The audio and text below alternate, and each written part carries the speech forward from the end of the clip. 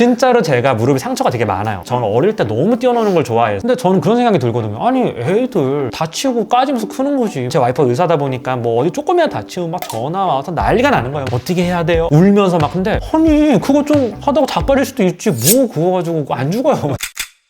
오늘은 블로그에서 예고했던 대로 육아 콘텐츠를 찍으려고 모였어요. 제가 블로그에 그 진하영 교수의 본질 육아라는 책을 읽고 다들 어떻게 생각하시는지 이거를 좀 같이 얘기해보고 싶어서 아이 아빠들 넷이서 이렇게 찍고 있습니다. 제가 왜 패널을 이렇게 구성을 했냐면 남정훈 변호사님도 그렇고 이한호 원장님도 그렇고 원대신도 그렇고 다 고등학교 때 공부를 다 열심히 잘해서 서울대학교를 나왔던지 아니면 의대를 갔던지 이런 분들이세요. 그래서 이런 분들은 어떻게 아이를 키우고 있을까, 그리고 교육의 좀 중심지라고 할 수, 대치동은 아니지만 어쨌든 중심지라고 할 수 있는 곳에 또 거주를 또 하시고 있으시고 다. 그래서 이제 이렇게 모셨고요. 일단 잠깐 소개를 드리면 여기는 남중구 변호사, 울산의 아주 그 자랑이었던 서울대학교 졸업한 남중구 변호사님 계시고, 여기 한양대 의대 졸업하신 이제 이한호 원장님, 신사동에서 성형외과 하고 계세요. 피부 관리나 성형 이제 필요하신 분은 일로 연락하시면 되고요.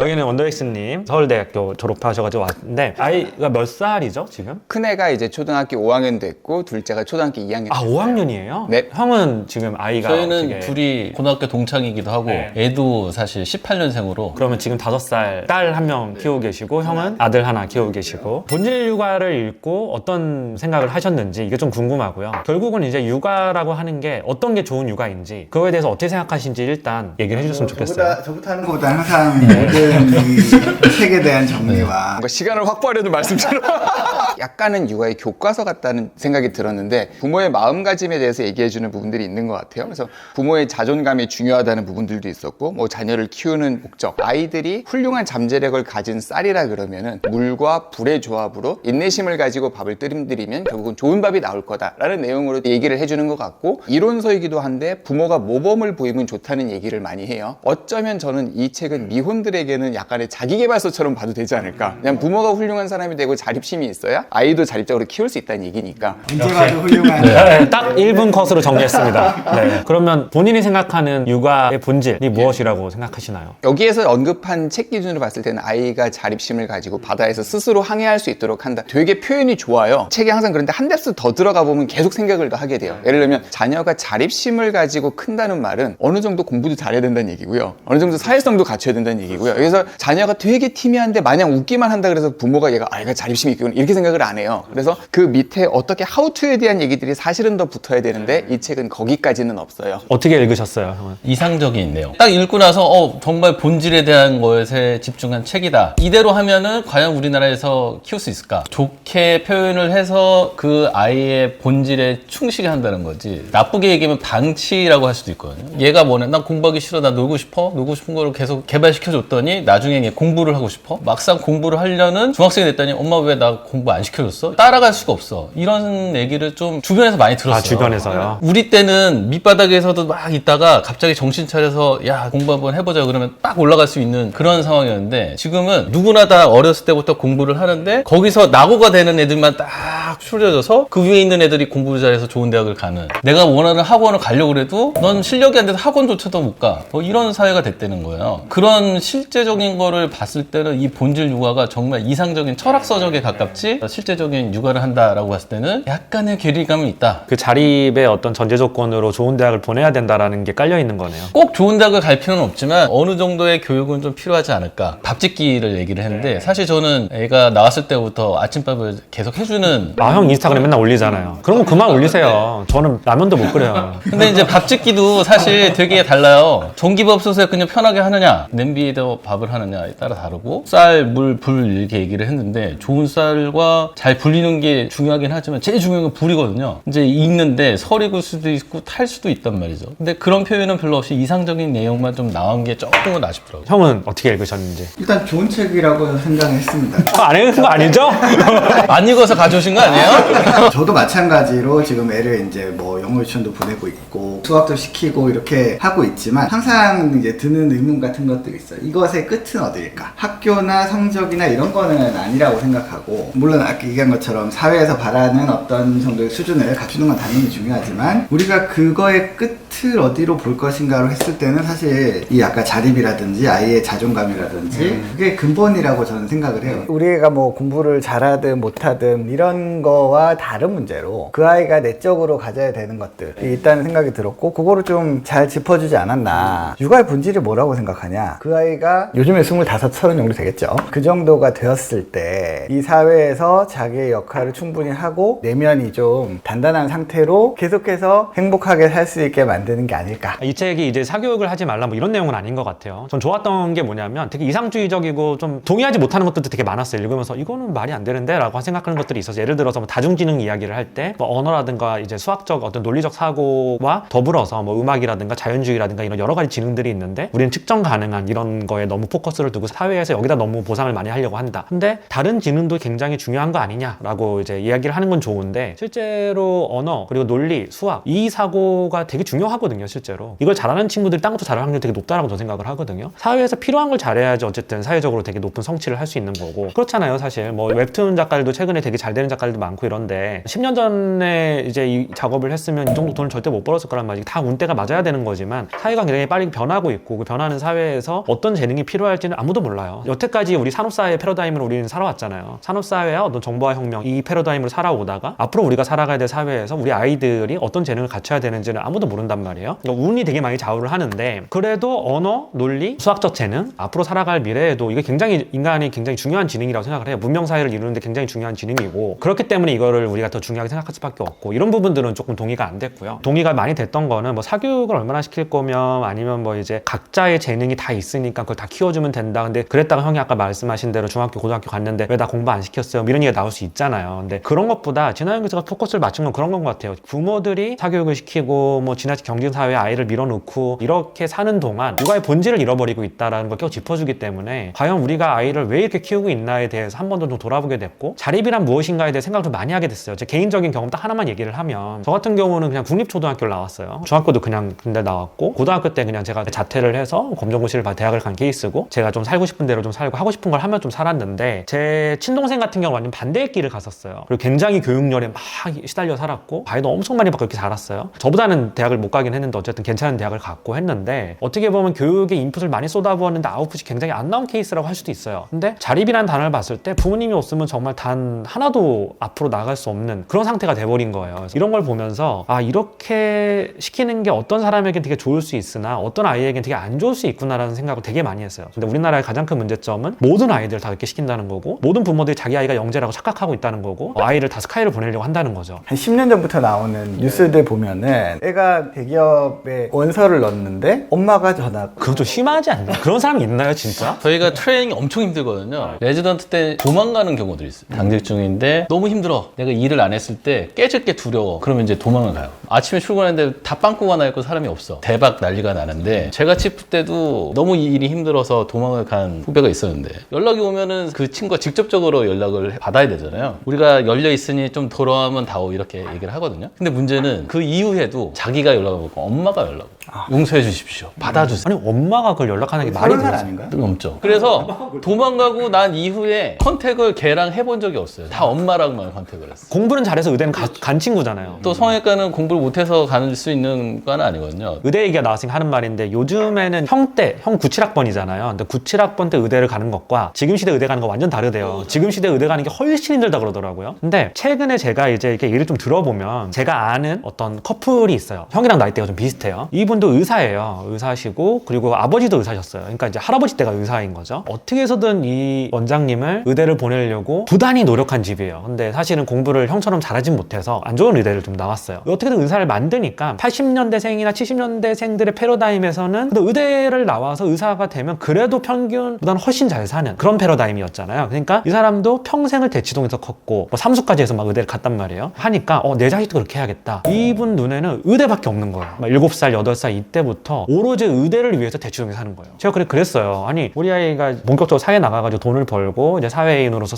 생활을 할 때 의사라는 직업이 어떻게 될지 일단 모르고, 그리고 세상에는 저도 살아보니까 세상에 돈 벌 수 있는 건 진짜 많다. 조금만 좀 머리가 돌아가고 하면 막말로 그냥 뭐 와인 유통만 해도 한 달에 1,000만 원은 번다. 돈 벌 수 있는 건 너무 많은데 왜 굳이 꼭 의대를 보내야 되냐? 굳이 왜? 이렇게 하니까 그거는 나만 그렇다는 거야. 그 형수님과 그분이 모든 신경이 다 의대 이렇게 돼 있으니까 내가 말라 죽어가는 게 보이는 거예요. 밑이 미취학 아동일 때부터 테크트리가 있잖아요. 우리나라 교육의 가장 큰 문제가 그건 것 같아요. 제 주동에 진짜 초등학교인데 의대반이 있대요. 그러니까 그 말이 들었어. 말이 안 돼. 나도 깜짝 놀랐어. 이게 의대라고 하는 목표를 딱 설정해놓고 여기 가려면 어떻게 가야 되느냐? 국제고등학교 막 이런 데라든가 아니면 영재고라든가 이런 데 과학고라든가 여기 딱 설정을 해놓고 과학을 가려면 어떻게 해야 돼? 그럼 중학교 때 어딜 가야 돼? 그럼 중학교 여기 가려면 어떻게 해야 돼? 그럼 초등학교 여기 가야 돼? 뭐 이런 식으로 테크트리가 미취학 아동 4세부터 시작이 되더라고요. 전 부모들이 솔직히 멍청하다고 생각을 해요. 이거는 왜냐하면 그 정도로 인풋을 쏟으면 비용적으로 계산을 해봤을 때 꼬마 빌딩 하나 값이 나오거든요. 근데 과연 30년 후에 의사가 됐을 때 평균적으로 봤을 때 그 값을 뽑을 수 있느냐를 보면 전 되게 회의적이고, 두 번째 그렇게 시켰을 때 내가 정말로 의대를 갈 수 있느냐. 씨앗을 잘 봐야죠. 그러니까 씨앗을 잘 봐야 되는데. 하여튼 그래서 다시 자립 얘기로 돌아가요. 자립으로 돌아가서 그럼 결국에 아까 이제 얘기한 것처럼 그 사람이 자기 혼자서 이제 계속해서 사회생활을 해 나가는,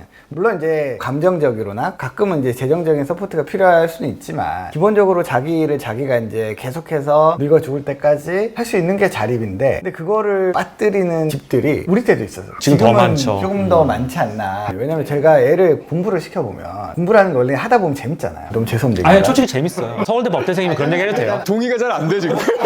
예를 들면 1 더하기 2부터 하다 보면은 이제 1 더하기 10도 되고 이렇게 뭐 이런 것들이 되는 게 있잖아요. 그런 걸로 이렇게 가야 되는데 얘가 어딘가 막혔을 때 어떤 때는 확 짜증이 나요. 어차피 내가 하는 공부가 아닌데 이걸 다시 이제 가라앉히고 잘 할 때도 있는데 가끔 확 할 때도 있거든요. 벌써 너무 쪼신 거 아니에요? 아니 그렇지 않고 가끔 너무 이제 그럴 때가 있는데, 만약에 공부를 처음부터 애가 1 더하기 1을 하는 애한테 1 더하기 10을 막 가르치면서 막 여러 가지 뭐 학원도 보내고 이렇게 해가지고 공부를 시키면 얘가 과연 나중에 공부할 동력이 남아있을까? 그 얘기 들으니까 이런 생각이 나요. 제가 자꾸만 이제 뭐 제 동생이 이걸 볼 줄 모르겠는데 제 동생 생각이 자꾸 나는데, 그 친구 같은 경우는 객관적인 여건이 너무 좋아요. 집에 서포트도 많이 해주고. 근데 어릴 때 교육을 진짜 많이 받았어요. 제 동생하고 얘기를 좀 많이 해보면 저랑 일단 성향이 많이 다른 것도 있어요. 유한 성향이고 저는 그런 성향이 아니긴 한데, 제가 얘를 보면서 자립을 못했다, 교육이 실패했구나라는 생각이 드는 게 단순히 어떤 대학을 좀 더 못 가고 아니면 자기 스스로 자기 힘으로 취업을 못하고 이런 것 때문에가 아니라 자존감이 너무 낮아요. 자기가 실패했다라고 생각을 해요. 사람이 어떤 성취를 해나가는 데 있어서 물론 뭐 처음부터 너무 뛰어나게 태어나가지고 처음부터 뭐 하면 다 잘하고 뭐 이런 사람들도 있지만 대부분이 그렇지 않거든요. 이걸 해나가는 동력과 에너지와 이런 것들은 그 작은 성취에서 나온다고 저는 항상 생각을 하거든요. 예를 들어서 어떤 사람한테는 서울대 법대를 떨어지고 고대 법대를 간 게 굉장히 큰 트라우마일 수 있어요. 그게 왜 트라우마야? 미친 거 아니야? 이렇게 생각하는 사람, 저는 그렇게 생각하는 편인데, 그 친구한테는 트라우마였던 거예요. 왜? 어릴 때부터 계속 부모님이 서울법대 아니면 가지 마라고 계속 주입을 한 거예요. 그러니까 얘가 서울법대를 떨어지고 고대법대를 가고 결국 사법시험도 떨어졌어요. 그러니까 그게 하나의 트라우마가 되고 성취를 못했다고 생각을 하는 거죠. 객관적으로 봤을 때 고대법대를 가면 굉장히 공부를 잘한 건데 자기한테는 그게 굉장히 큰 어떤 실패였던 거예요. 그러니까 자신감이 떨어지는 거고, 대학에 가 자신감이 떨어지고 자존감이 낮아지니까 결국은 사법시험도 떨어지게 되고 아무것도 못하는 사람이 돼버린 거예요. 이건 아주 극단적인 케이스이긴 한데, 제가 제 동생을 보면서 어떤 생각이 들었냐면, 그 작은 성취부터 시작해가지고 자존감 점점 높여가면서 그것들이 나중에 이제 큰 성취, 큰 자존감, 자기를 되게 단단한 사람으로 만들어주는 거고, 단단한 사람이어야지 굉장히 많은 일들을 할 수가 있다고 저는 그렇게 생각을 하고,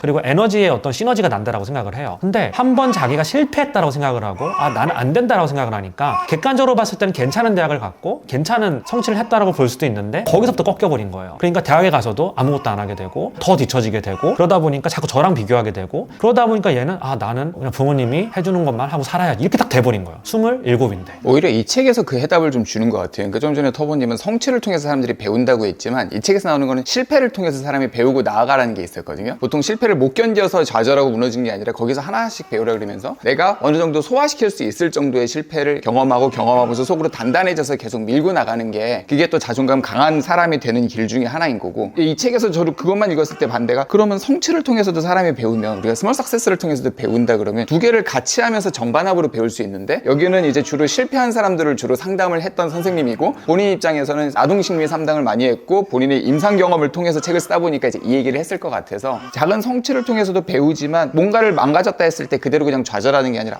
그래 이거 힘드니까 이렇게 해보자 또 하면서 딛고 나가는 게 결국은 우리가 궁극적으로 얘기했던 자립심 강한 사람, 그렇게 되는 것 같아요. 저는 그렇게 생각을 해요. 진하연 교수 같은 경우는 실패를 하더라도 아이에게 계속해서 이제 응원을 해주고, 그렇게 함으로써 아이가 자연스럽게 극복해 나가고 단단한 아이를 만들어야 된다라고 얘기를 하는데, 아이가 많이 옵니다 지금. 말이 너무 많은 거 아니야? 말이 너무 많아 아빠 그러면서. 단단한 사람이 된다라고 하는 거는 구체적인 전 성취의 경험이 없이는 불가능하다고 생각해요. 예를 들어서 내가 아무런 성취도 하지 않았는데 부모님이 부자야, 그런 거 되게 쉽게 무너지더라고요. 정말 그런 애들은 정말 쉽게 무너져요. 근데 실패를 어느 정도 했을 때에도 큰 실패가 아니라면 실패를 하면서도 그걸 내가 흡수하고 정반합으로 내가 발전해 나가려면 단단한 사람이어야 되고 단단한 사람이려면 내가 성취해본 경험이 있어야 돼요. 약간 진하영 교수가 이 부분에 대해서는 너무 나이브하게 생각하는 거 아닌가. 왜냐하면 진하영 교수도 보면 의대를 갖고 의사를 했고 미국으로 건너가서 잘 됐잖아요. 그리고 자기가 장애 판정을 받고도 불굴의 의지로 그걸 끌뚫고 나가가지고 결국 잘 된 케이스니까 자기가 그 해왔던 성취들이 분명히 자기를 되게 단단하게 만들어줬을 거라고 저는 생각을 하거든요. 근데 그런 부분들이 좀 간과된 거 아닌가라는 생각이 좀 들고 아까 전에 말씀하셨던 스몰 석세스를 할 수 있는 그런 길들을 되게 많이 만들어줘야겠다라는 생각이 좀 많이 들었었어요. 초4가 어떤 기준점이라고 얘기를 해요. 무슨 기준점이에요? 애들이 초반에 막 4살, 5살부터 달려봐야 결국 초4가 되면 비슷해진다는 일단 얘기들이 있고요. 초4를 기준으로 이제 애들의 그런 성취가 다시 시작된다는 이런 얘기들도 있고 사춘기의 어떤 초입이 초4가 되는 경우가 많다. 뭐 들으면서 개인적으로 마음이 편한 거는 사실 어른이 될 때까지를 전 마라톤인 것 같아요. 어느 단거리 스프린트를 잘해서 훌륭한 어른이 된다기보다는 태어나서부터 꾸준히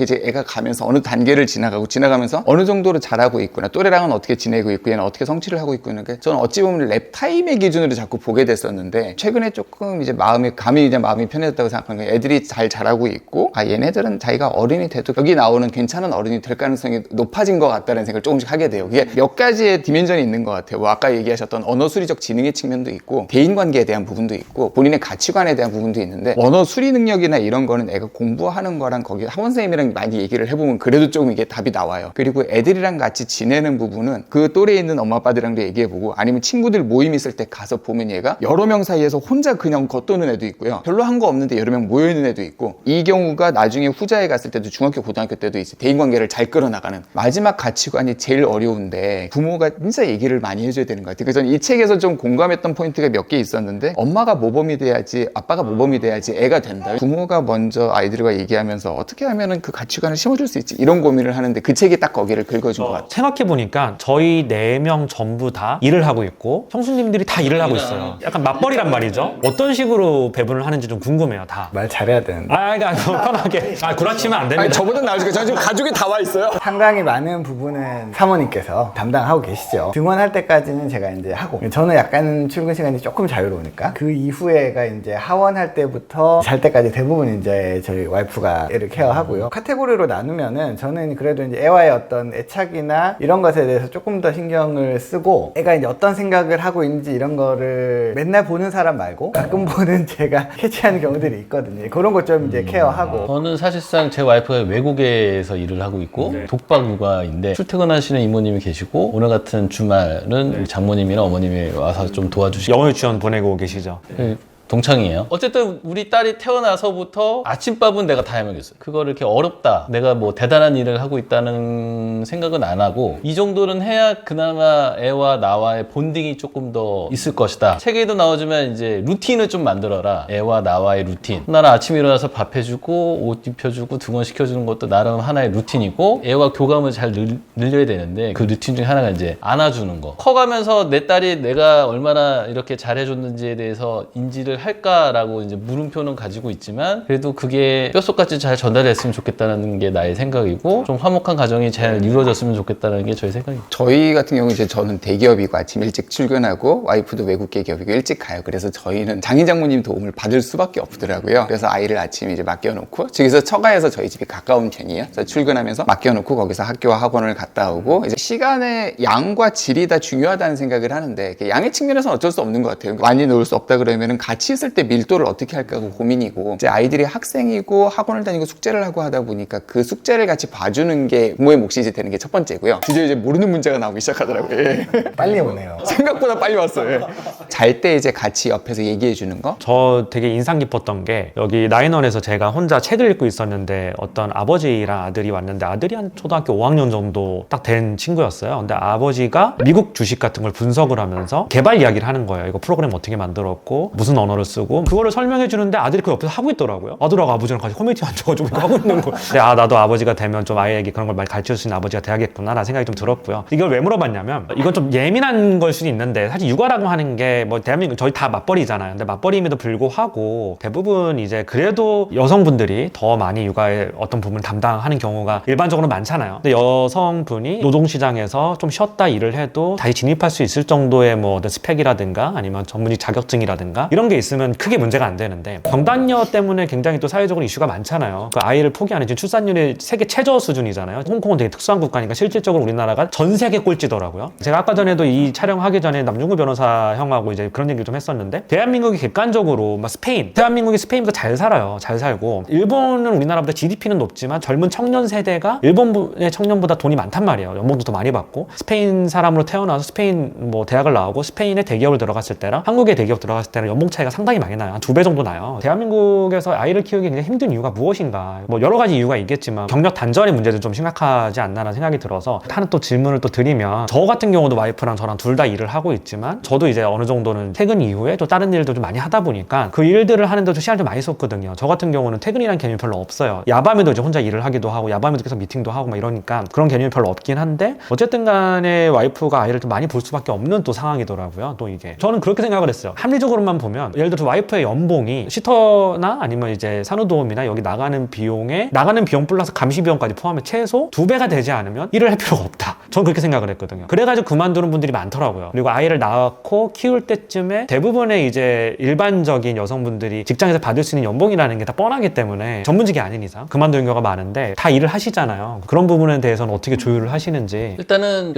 여성분들의 이제 벌이가 좀 적다라고 하면은 보통 남성분들이 그만둬. 차라리 애한테 쏟는 그 느낌이 더 중요해라고 해서 이제 그만두는 분이 많은 거는 현실인 것 같아요. 근데 저는 제가 예전에도 결혼하기 전에 결혼 배우자로 어떤 사람이 좋을까 생각했을 때 가장 중요하게 생각했던 것 중에 하나가 결혼을 하거나 아니 아이를 낳더라도 연봉이 얼마든 간에 일을 절대 그만두지 않을 사람을 저는 그렇게 되게 중요하게 생각을 했거든요. 생각보다 고학력자 백수들이 많아요. 자발적 백수의 길을 선택하는 분들도 많으시고 어쨌든 일이라는 게 되게 힘들잖아요. 자기가 일을 해보기 전에는 사원증 달고 일을 하는 게 굉장히 멋있어 보이고 막 커리어 오문 같고 하지만 실제 일을 해보면 굉장히 힘들잖아요. 그래서 차라리 나 육아나 할래, 나 집에서 그냥 뭐 살림할래 이렇게 하시는 분들도 계시지만 비자발적으로 타의적으로 그만둘 수밖에 없는 상황에 처해서 그만두는 분들도 굉장히 많으시거든요. 근데 책에도 나오는 내용이지만 그렇게 그만뒀을 때 자기를 그냥 그만뒀을 때 엄마가 행복하지 않은 거예요. 어떻게 보면 이제 육아도 굉장히 가치 있는 일이고 의미 있는 일이지만 자기가 고학력자일수록 그리고 자기가 많이 배웠다라고 생각하는 사람일수록 자기 일을 그만두게 되면 자존감이 낮아지게 되고 이 자존감이 낮아지게 되면 당연히 몰두의 대상을 찾게 되고 몰두의 대상은 아이가 될 수밖에 없고 단순히 아이를 사랑하고 이런 차원이 아니라 그걸 넘어서 헬리콥터 마음이 되는 거잖아요. 아이의 학업 성취도가 자신의 어떤 자아 실현까지 같이 얹어. 네, 자아 실현까지 얹어버리는 거예요. 스카이캐슬 보면 공부 잘하는 아이의 엄마가 거기서는 권력자인 거잖아요. 근데 이게 말이 안 되는 얘기잖아요. 그래서 정신과적으로 그런 이제 투사라고 그러거든요. 얘가 나의 아바타이냐, 얘의 성공이 나의 성공이야. 저도 그게 제일 무서워서 직업을 그만두지 않을 만한 사람을 골랐는데 저도 그렇게 생각해서 대체로 제 주위에서는 특정한 한두 번의 모멘텀이 예를 들면 애가 엄청나게 다치거나 저희도 둘째만 해도 벌써 응급실 2번 갔었어요. 딱 그럴 때 만약에 부모가 옆에 없을 때 그런 일이 생기잖아요. 아 지금 내가 지금 뭐 하고 있는 거지? 이런 생각이 와요. 그래서 얘가 내가 못 케어해서 심각한 위험에 처했어. 그러면 내가 지금 이게 뭐 하고 있는지 이렇게 오면서 그만두는 경우가 생각보다 제 주위에는 많았고 일단 그렇게 되면 첫 번째 자기의 목적은 달성했어요. 옆에서 내가 돌봐줄 수 있어요. 근데 그런 일이 없어야 되기 때문에 더 열심히 봐야 되고 그럴수록 나는 더 많이 못하게 되고 그리고 이제 스물스물 드는 생각에 그러면 나의 자아실은 어떻게 해야 되지? 그럼 이제 A 플러스 B는 C가 돼서 그래 자식을 성공시켜야지. 이제 여기에 글 쓴 선생님은 그렇게 문제가 돼서 온 아이들을 계속 상담하는 분이니까 아 그러면 해결은 엄마가 뭐 워킹맘이시든 뭐든 본인이 마음 가는 대로 하세요 뭐 이런 얘기도 적혀 있는데 실질적으로는 아이를 키워보면은 그게 녹록하지는 않다. 그래서 결국은 육아에 대한 환경이 받쳐줘야 되는데 아까 시터 말씀도 주셨지만 시터도 사실은 다 믿기가 어려워요. 그래서 그 부분은 오늘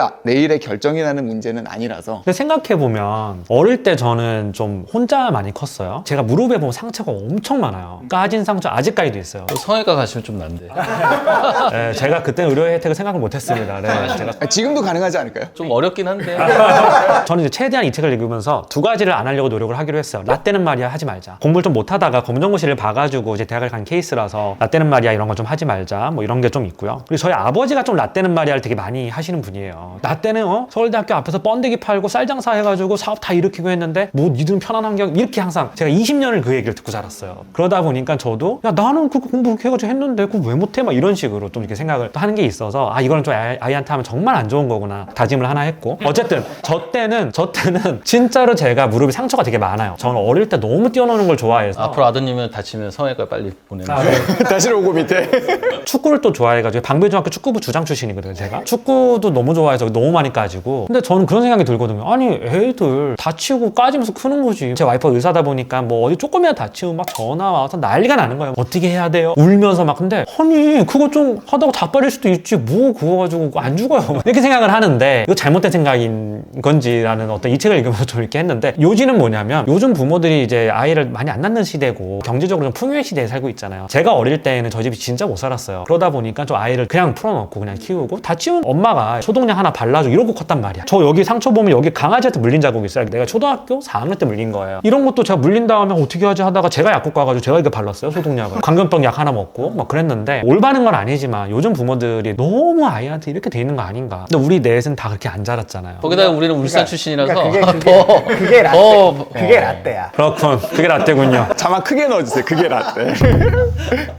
다음 질문으로 넘어가면 학군 질문으로 좀 넘어가고 싶어요. 세 분 다 공부를 잘하셨잖아요. 아이의 학군을 바라보는 뷰가 어떤지 좀 궁금하고요. 두 분 다 반포 사시잖아요. 송파 사시고 교육열이 센 동네에 사는 거잖아요. 근데 제가 한남동 살면서 그런 얘기를 정말 많이 들었거든요. 한남동에 아직까지 학군이 형성이 안 돼 있고 사립을 보낼 게 아니면 그래도 뭐 반포라든가 이런 데로 가야 되는 거 아니냐라고 어떤 분이 얘기를 해서, 나중 이야기지만 난 그럴 생각이 전혀 없고, 제가 아는 형도 저기 한남 더위를 사는 형이 있는데 되게 부자예요. 엄청 부자예요. 한남초등학교 보내더라고요. 그냥 사립 보내던지 아니면 뭐 딴 데 그냥 보내는 게 낫지 않을까. 자기는 전혀 신경 안 쓴대요. 그런 부모도 있지만 대부분이 그걸 또 신경을 쓰시는 분들이 많고. 언어 수리의 지능을 기준을 뭘 거냐. 이러면 학교 성적으로 본다 그러면 학군이 필요하게 되고요. 학교 점수와 상관없이 내가 얘를 얘기해보니까 얘는 언어적으로 능력도 있고 애도 좀 생각이 깊은 것 같고 괜찮은 것 같다라고 하면은 사실 그 영향이 안 돼요. 얘를 뭘로 판단하지? 그래도 얘가 예를 들어서 뭐 훌륭한 뭐 과학고 대비 영재반에서 계속 잘하고 있고 선생님이 학원 선생님이 얘는 진짜 에이스. 이렇게 보면 내가 봤을 때 얘는 언어 수리적 지능 괜찮아. 이렇게 판단을 하게 된다 그러면은 학군지를 가까이 가시는 게 낫습니다.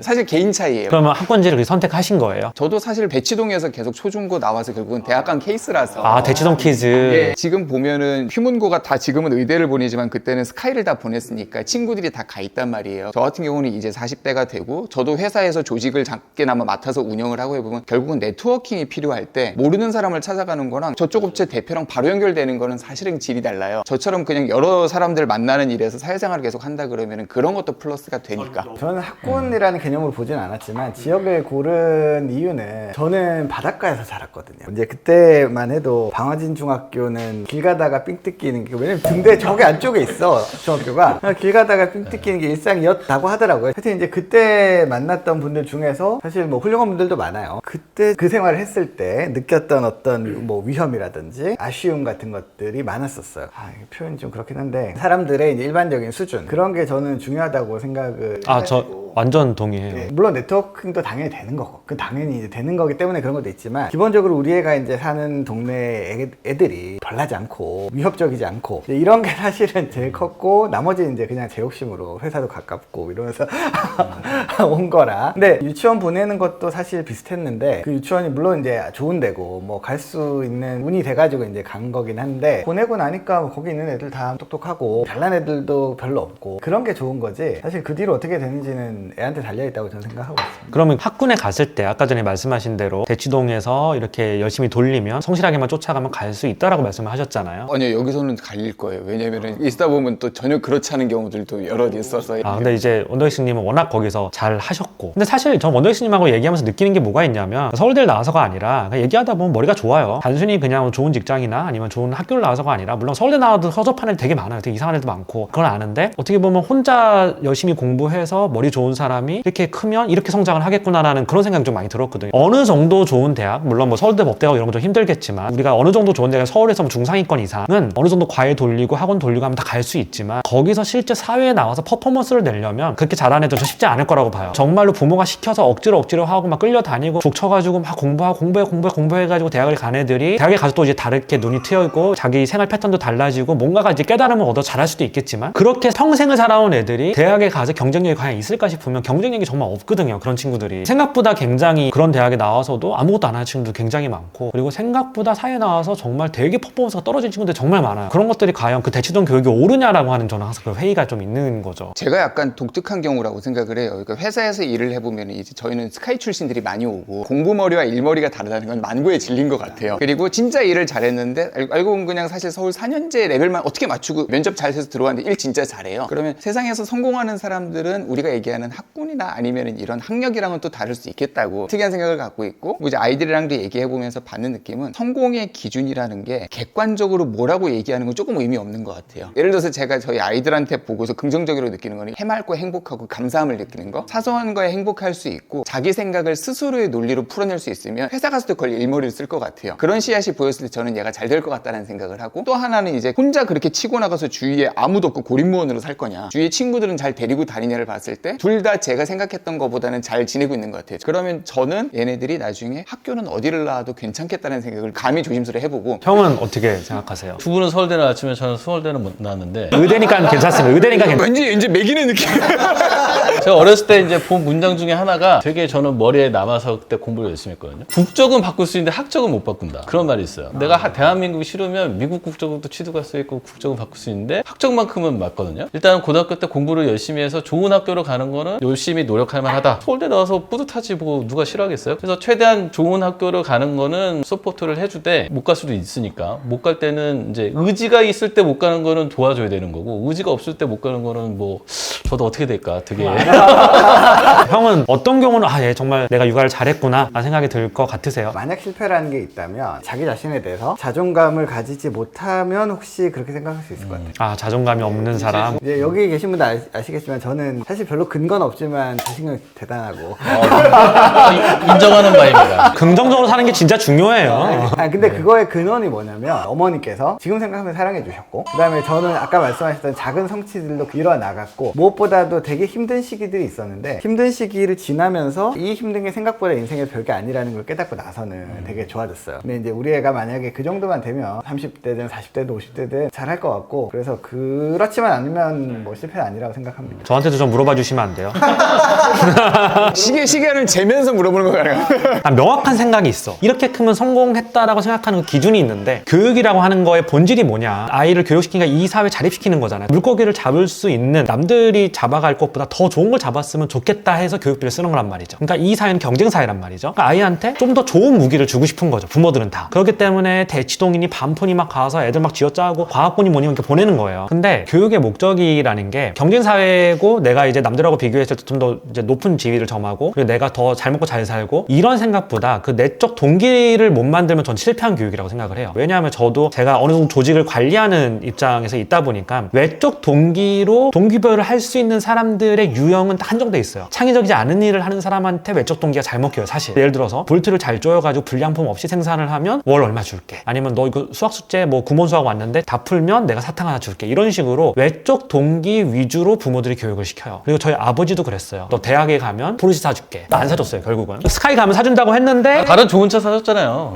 근데 어쨌든 좀 사연이 좀 깁니다. 어쨌든 외적 동기를 되게 많이 활용을 하셨고, 저희 부모님도, 그리고 지금 세대에 있는 부모들도 외적 동기를 위주로 자기들을 훈육을 하려고 해요. 근데 전 그게 진짜 한계가 있다고 보는 게, 외적 동기를 많이 활용을 하면, 이 책에도 나오는 내용이지만 사람의 창의성을 굉장히 많이 떨어뜨리는 부분들이 있거든요. 그리고 실제로 창의적인 사람들이 많이 모인 집단에서 외적 동기 위주로 인센티브를 줬을 때 그게 발현이 안 된다라고 하는 연구들도 되게 많다라고 저는 알고 있고, 그렇다고 내적 동기만 주는 게 또 이게 먹히느냐 하면 또 그렇진 또 않아요. 제가 볼 때 이 두 개를 같이 섞어 써야 된다라고 하는 이 책의 논지에도 동의는 하는데, 어쨌든 제가 왜 이 얘기를 하냐면, 내적 동기라는 게 내 내부에서 오는 거잖아요. 호기심이 있고, 이건 왜 그럴까? 이건 왜 이렇게 될 수밖에 없지? 아니면 또는 내 어떤 자존감, 이런 것들 때문에 되게 열심히 뭔가를 하고 탐구하고 파헤치고, 그런 성향을 만들어주면 이 아이는 뭘 해도 다 먹고 살거든요. 제가 하는 것들 중에 자동차만 해도 스타트 자체가 이제 좀 돈이 있어야 스타트를 할 수 있으니까 와닿지 않은 분들도 있겠지만, 럭셔리 마켓에서 어떤 물품을 소비를 할 때 그래도 이걸 소비함으로써 그 밑에까지 좀 많이 보려고 노력을 한단 말이에요. 그게 유통 구조가 어떻게 되고, 왜 이거는 이렇게 맛있고, 이건 왜 맛없고, 왜 이건 이렇게 좋고, 이건 왜 나쁜지에 대해서 우리 감각에 주는 게 본질적으로 무엇인지에 대해서 고민을 많이 한단 말이에요. 근데 이거를 제가 시간이 지나고 나서 생각을 해보니까, 이거를 원래부터 비즈니스화 하려고 고민했던 게 아니에요. 호기심이 들었고, 그리고 이걸 하면 그냥 잘하고 싶었어요. 잘하고 싶은 게, 예를 들어서 우리가 와인을 다 같이 먹는데 내가 한우리 형보다 와인 잘 알아, 이게 아니라 테이스팅 노트를 쓴다 했을 때 누구한테 이걸 모습을 보여줘도 부끄럽지 않게 쓰고 싶었어요. 그게 제 자신에게 용납이 안 되더라고요. 뭔가 이걸 못한다라고 하는 게. 그러니까 뭔가 좀 잘하고 싶은 생각이 자꾸 들더라고요. 이런 게 전 전형적인 내적 동기라고 생각을 하는데, 내적 동기가 강한 사람이라면 어느 영역에 어느 필드에 가도 밥 먹고 살 수 있다고 항상 생각을 하는 사람이고, 그게 얼마나 스케일업이 돼서 크게 되느냐 적게 되느냐의 차이인 거지 어느 정도는 할 수 있다고 다 생각을 해요. 그 내적 동기를 만들어주는 게 전 교육의 가장 큰 목적이라고 생각을 하고요. 만약에 내가 하려고 노력을 했는데 아이가 그렇지 않고 굉장히 수동적이고 외적 동기, 그래도 야 대학은 가야 되지 않겠니? 야 대학 가면 내가 아빠가 찾아줄게, 이런 식으로 해서 공부를 시켜서 얘가 만약에 타성적인 인간이 돼서 그렇게 흘러간다 라고 하면 전 교육이 실패했다고 생각할 것 같아요. 저는 이 책을 보면서 사실 이 이론서만으로 끝나면 사람들이 육아에 대해서는 보기 조금 힘들 것 같고, 오은영 교수님들이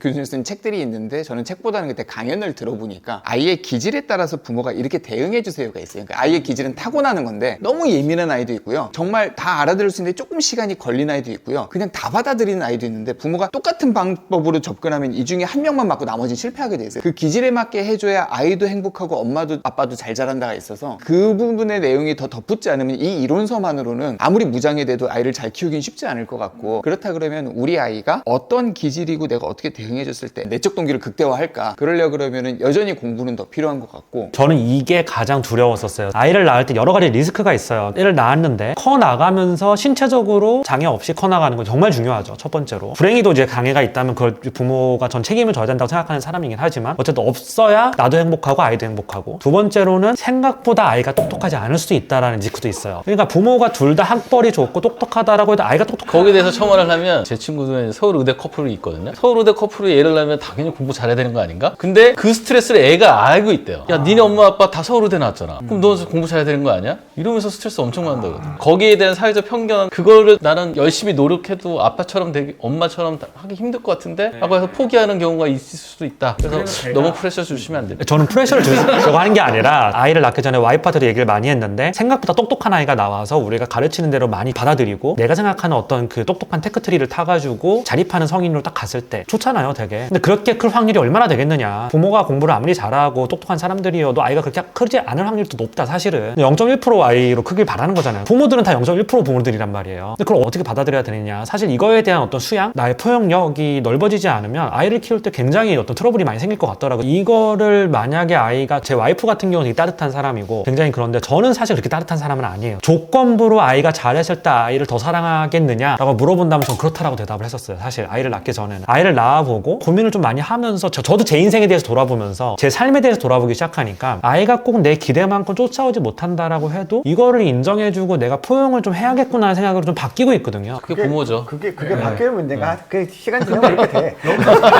여기서 포인트가 있어요, 포인트. 제가 제 아는 동생한테 이렇게 얘기한 적이 있어요. 그 동생도 학벌도 되게 좋고 집안도 굉장히 잘 살고 이런 동생이에요. 근데 얘도 정말 조건 없이 아이가 스트레스 받는 거 싫다, 하고 싶은 거 했으면 좋겠다. 근데 부모 입장에서 아이가 특별한 재능이 없는데, 특별한 재능이 있고 타고난 성향 자체가 굉장히 에너지틱하고 이런 성향이면 하고 싶은 걸 시키면 거기서 뭔가를 다 만든다고 전 생각을 해요. 그 성향이 굉장히 중요한데, 불행하게도 저는 모든 아이가 다 같은 재능을 안고 태어날 거라고 생각을 하지 않아요. 공부를 못하면 다른 재능이 있을 거야. 아무 재능도 없는 사람이 더 많아요, 사실. 그게 팩트예요, 사실. 세상은 그렇게 굴러가고. 사실 그렇잖아요. 아무것도 못하는 애들이 더 많아요. 아무것도 특별히 특출나지 않은 사람이 더 많거든요. 그랬을 때 아이를 부모가 다 케어를 해주고 다 안아줬을 때, 아이가 생각보다 굉장히 경쟁력 없는, 사회에서 자립하기 힘든 그런 아이가 될 확률이 굉장히 높거든요. 그랬을 때 이 딜레마가 있잖아요. 참고로 저희는 어렸을 때 저희 아버지가 이렇게 얘기했어요. 우리가 가지고 있는 것도 별로 없지만 여하튼 너는 교육비는 대줄게. 교육비는 대주는데 그게 대학교까지야. 그 이유는 네가 알아서 해. 너 우리 집 알지? 네.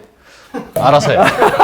그래서 한마디 정신 빡쳐 차리고, 나는 열심히 공부해서 뭐 해야 되겠구나. 근데 저도 제 아이한테 그런 거는 꼭 어필해주고 싶어요. 너의 인생을 내가 책임져줄 수 없다. 너가 경제 활동을 하면서 너가 사회에 자립된 성인으로서 살아가면서 네가 알아서 살아야 된다 라고 꼭 얘기해주고 싶어요, 저는. 10살 전에는 하지 마시고, 이 성격에 3살 때부터 할 것 같아서. 아니 이미 하고 계실 거예요. 요즘도 하고 있습니다. 이 책이 답을 가르쳐주지 않는 책이고, 사실 읽으면 읽을수록 취지는 맞는데 물음표가 계속 생기는 부분이라서. 그리고 사실 육아도 정답이 없잖아요. 그래서 육아에서 행복하냐 그러면 감히 지금 행복한데, 이게 한 달 뒤에도 행복할까는 또 별 얘기 같아요. 그러려면 결국 부모도 계속 노력해야 되고, 만약에 진짜로 육아에 관심이 있어서 이 영상 보시는 분이면 그거 하나만 해보시면 좋을 것 같은데, 저도 지금 노력하고 있는 건데, 아이들한테 나는 어떤 표정으로 얘기하고 있을까? 어떨 때는 빨리 준비해라라고 할 수도 있고, 어떨 때는 숙제를 왜 안 했냐고 할 수도 있고, 어떨 때는 사랑한다가 될 수 있는데, 그때마다 제가 어떤 표정으로 애를 보고 있을까를 스스로 보면서 계속 반성하고 노력하게 돼요. 애는 결국 부모 부모 얼굴을 보고서 따라갈 거잖아요. 그렇게 한번 해보는 건 어떨까 라는 생각이 들었습니다. 저는 마지막으로 하고 싶은 말은 이제 짧게 하시죠.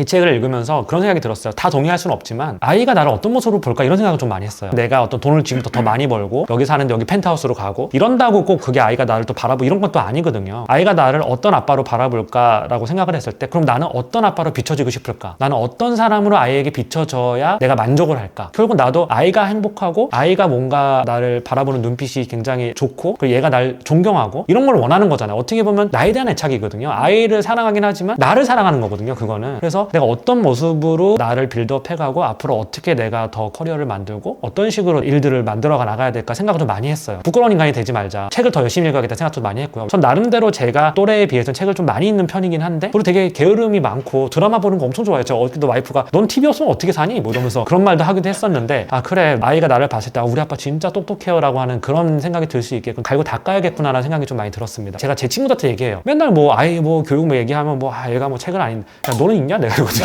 너는 읽어? 너 안 읽잖아 도대체. 너도 철학책 한 권도 안 읽고 역사책 하나도 안 읽으면서 왜 아이가 그런 걸 받치길 바라니? 라고 얘기를 하는데 전 그 말에 되게 뼈 때리는 진실이 있다라고 생각을 해요. 네 자신을 알라. 저도 그렇게 하도록 하겠습니다. 표정. 오늘 컨텐츠 이렇게 찍어봤는데 전 제가 하고 싶은 얘기 다 했고요. 재밌었죠 되게. 하고 싶은 말 다 하려고 우리 부른 거죠? 아니 그리고 최근에 쫑 PD님 이게 영상 봤을 때 터보님 말씀이 빨라져서 저는 편집을 조금 더 빨리 하나 봤더니 그 사이에 말이 더 빨라졌어요. 하고 싶은 말 다 해야 되니까. 어쨌든 오늘 재밌게 또 찍었습니다.